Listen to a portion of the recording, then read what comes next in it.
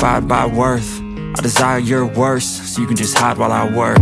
I ain't tired, you first. I'll write a second, third verse about the lies you go disperse. You never did shit, I know it hurts. Something deep inside won't let me quit. I swear that I'm inspired by all this shit.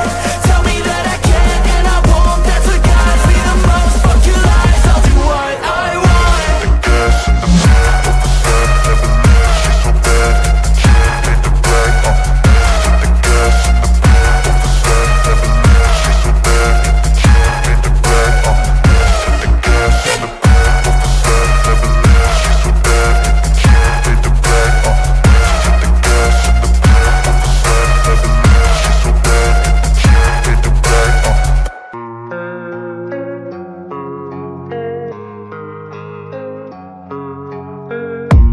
I don't really know what comes next. I'm just doing my best, even though I'm so stressed out. Everything just feels like a test that I fail, so depressed when I can't seem to get